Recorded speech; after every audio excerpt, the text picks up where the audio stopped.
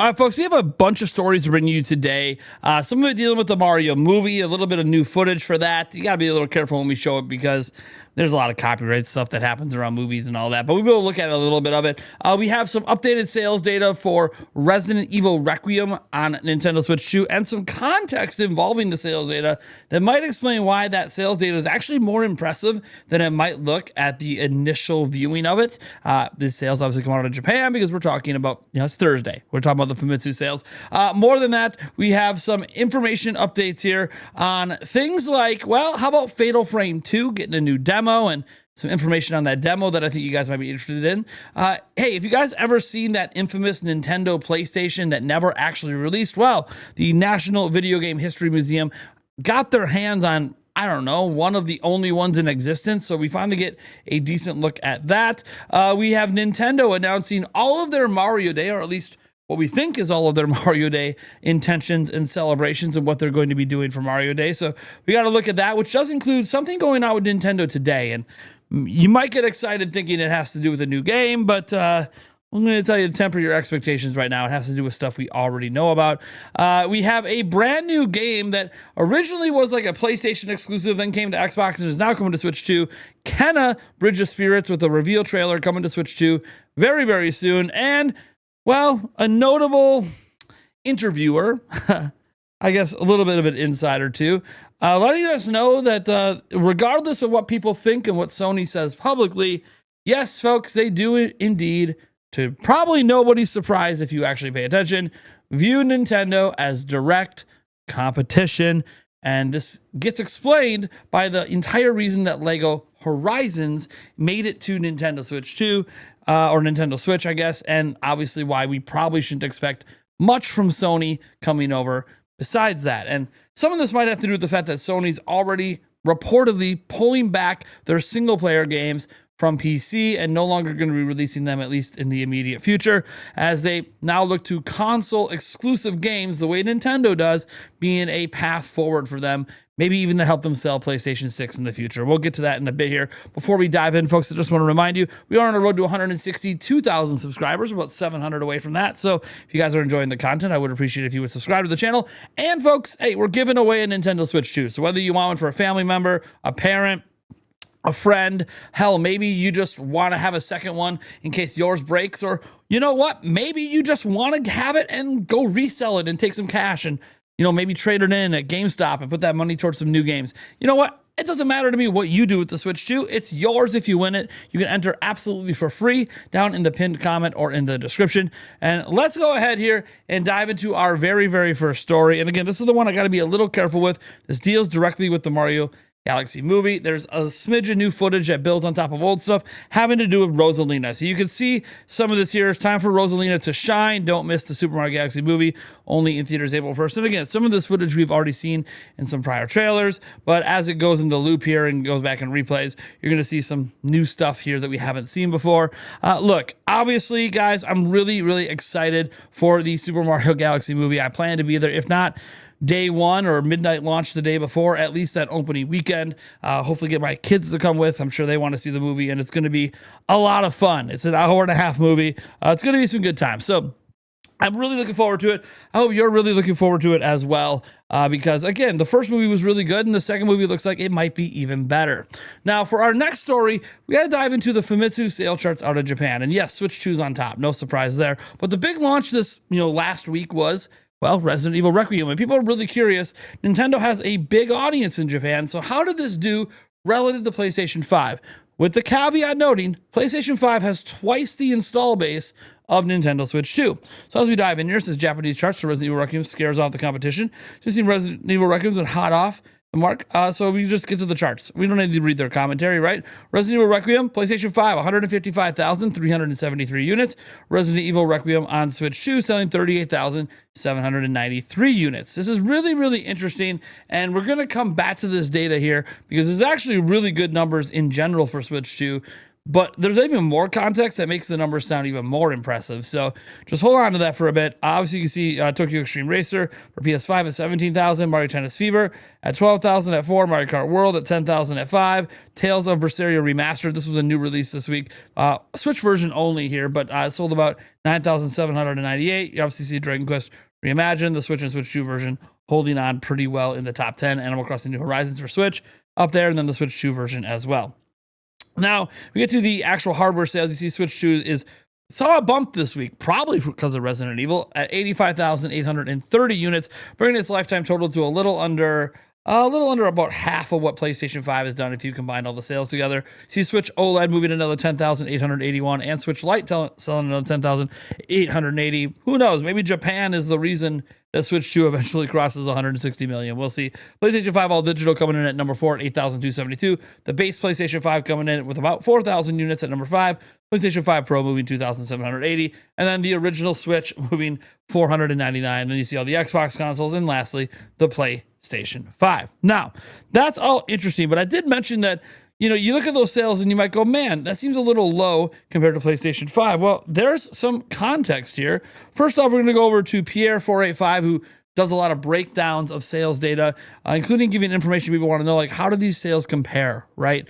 So as we go down here, so Resident Evil debuts with 194K units at retail. So it's a strong start for Requiem, and it's the largest opening since Resident Evil 2 Remake at retail. And this is a big notable one. The Nintendo Switch 2 version matches the PlayStation 5 debut of Resident Evil Village. So that's the one I wanted to get to there, where it's like, hey, this is actually kind of impressive that Switch 2 matched Village PlayStation 5 sales at launch in Japan.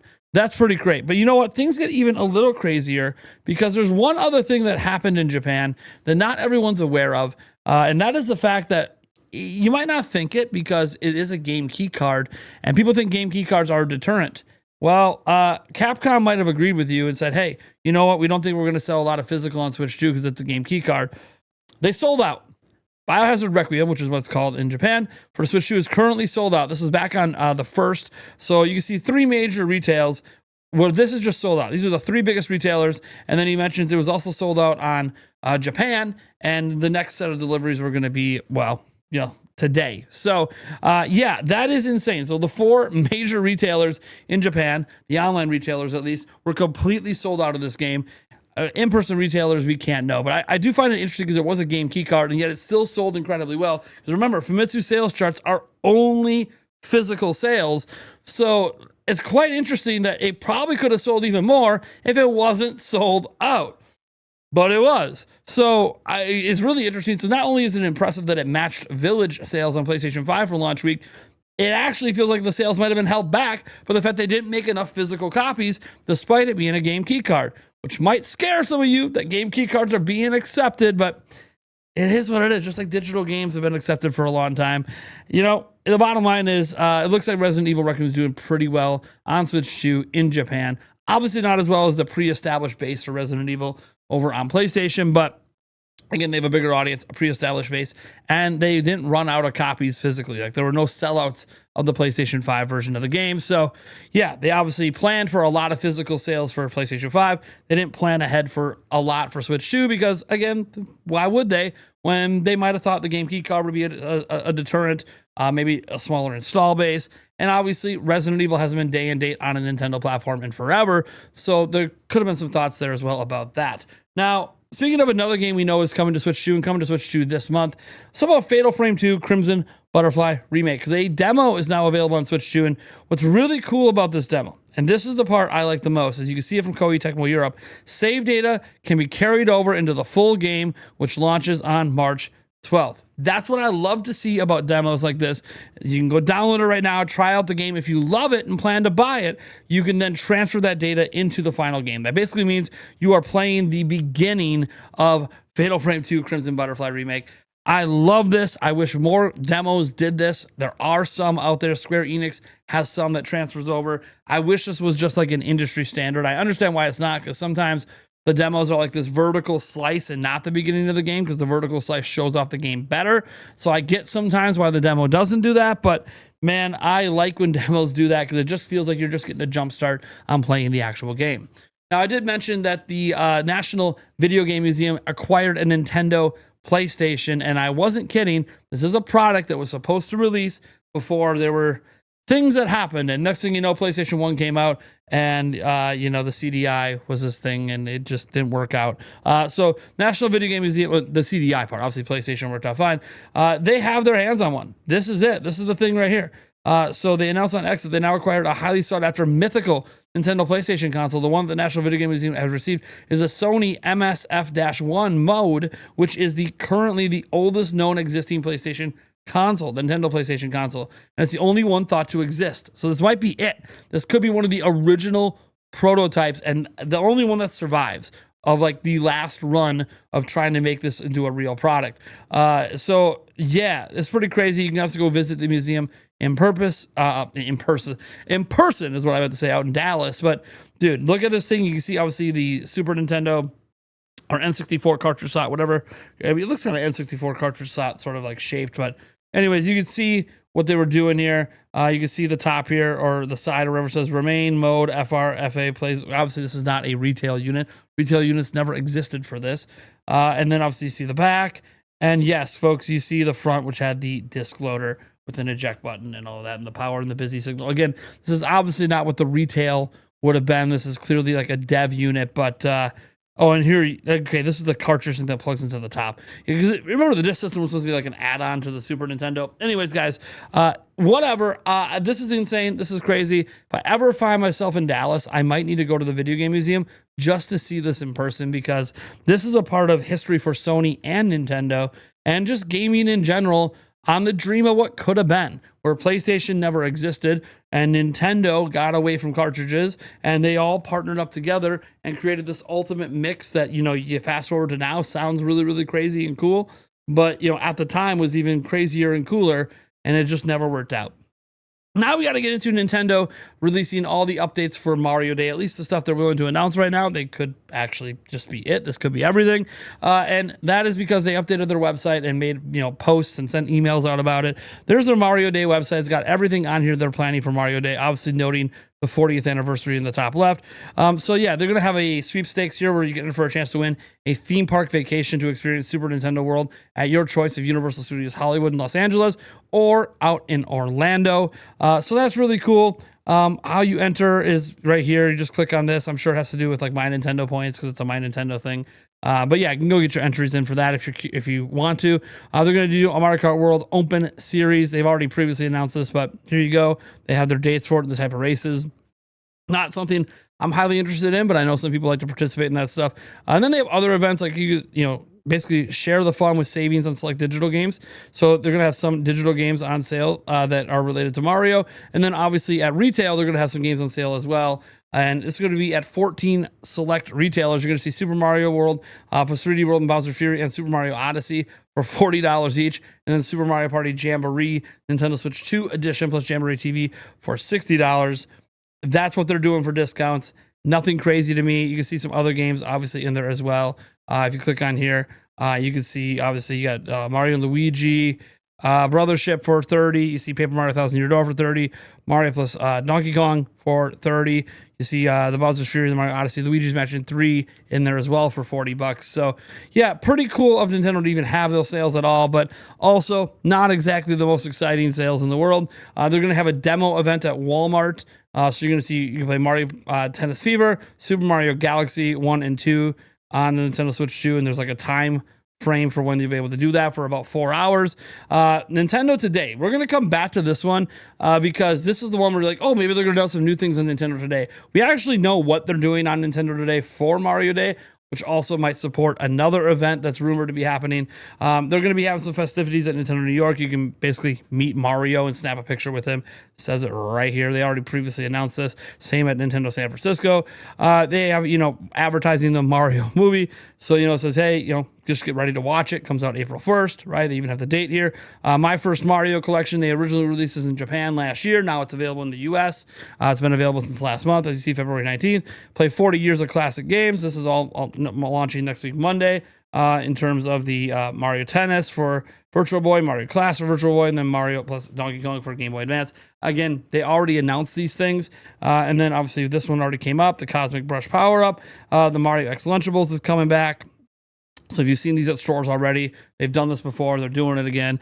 And then obviously get crafty with Mario and Play Nintendo, which has like the different stuff for kids to do. Now I said I wanted to get back to the Nintendo Today one because we do have something where the Nintendo Today actually updated to version 3.0, which appears to be pretty much nothing public facing.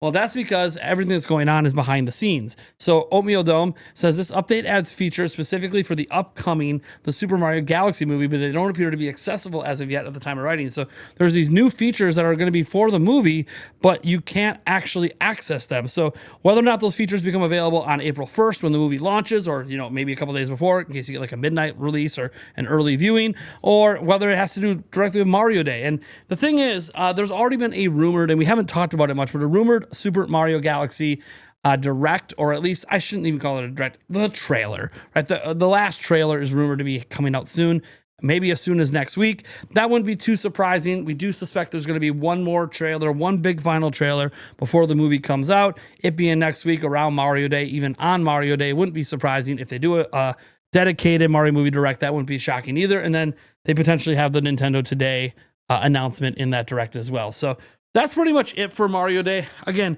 to me, outside of the movie, not a whole lot that's like super exciting unless you want some discounts on Mario games you don't own yet.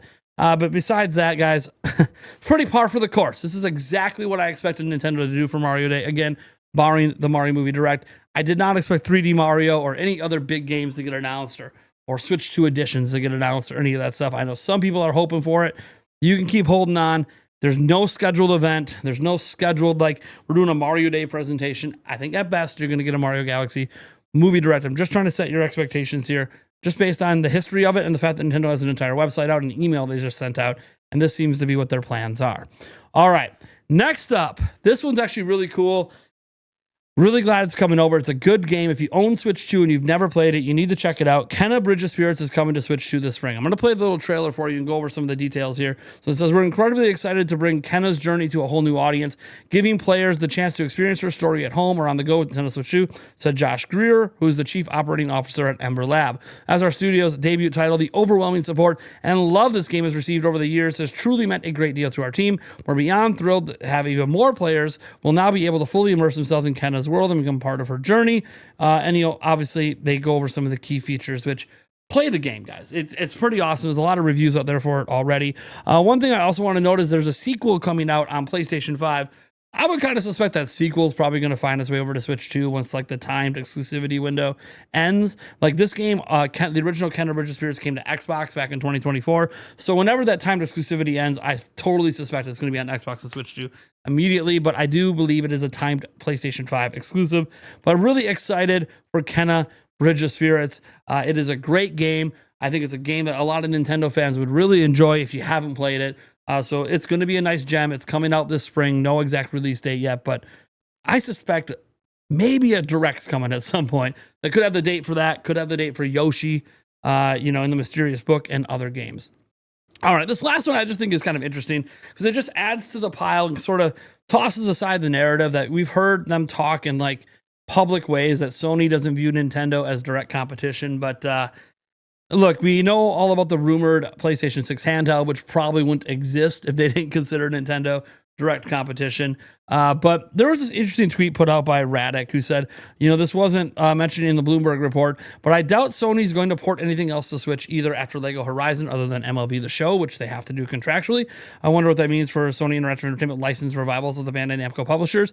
One thing to note here is that there's reports out there right now that Sony's pulling back their single player games from PC. So they're not removing the games already there like Spider-Man, but they're not going to bring over Wolverine. They're not going to bring over Ghost of Yotei or any of the other recent single player releases because they are pulling them back to PlayStation to make them solely PlayStation 5 exclusive. A recent change of plans, according to insiders.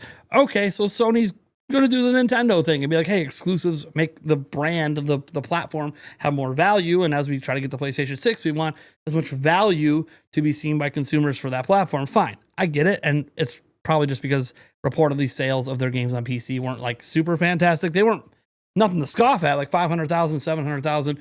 but compared to like the 15, 16 million, this is like a Spider-Man sales figure that they did on PlayStation, it just felt kind of minuscule and not worth it when they could just boost up the PlayStation brand. Well, I'm not here to argue against that. Nintendo does the same thing. Microsoft's the only one kind of going away from that for sure. But a friend of the channel and, as I said, interviewer and kind of sort of an insider, at least based on the things he's leaked, because he's literally leaked things, Reese Riley decided to speak up on this a bit. And he said, hey, Lego Horizon only released on Switch because it was mandated by the Lego Group. Now, we've known this for a little bit. This isn't a new story. But as we go down, it's a reply to someone I thought was interesting. It says, is this an educated guess or do you really have info on it? He says, no, it's not an educated guess. It's info I know. Sony views Nintendo as direct competition, meaning no, Sony does not want to bring their games over to Nintendo Switch 2.